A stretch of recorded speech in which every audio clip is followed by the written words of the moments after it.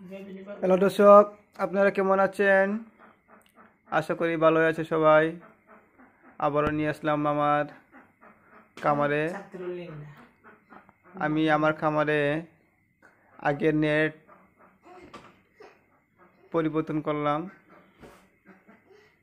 নতুন নেট দিয়েছি। দেখতে পাচ্ছেন আমার হাঁস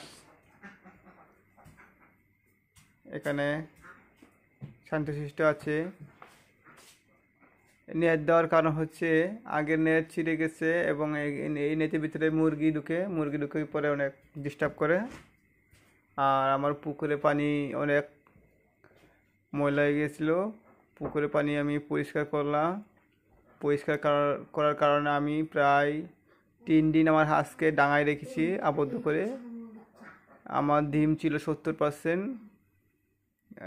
এখান থেকে ডিম প্রায় আমার 40% চলে এসেছে এই ডাঙায় রাখার কারণে।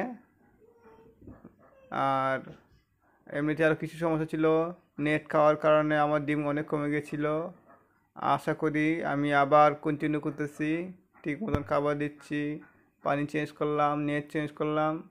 আশা করি ডিম আরও আবার বাড়বে।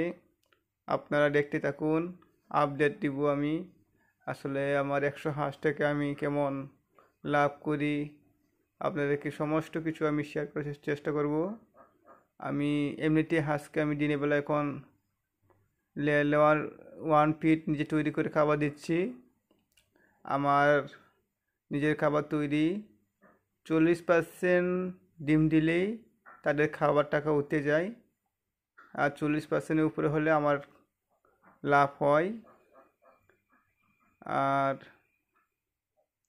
আমি আপনাদের জন্য সামনে নতুন কিছু নিয়ে আসবো, নতুন ভিডিও নিয়ে আসবো। আজকে এই পর্যন্তই, সকলকে।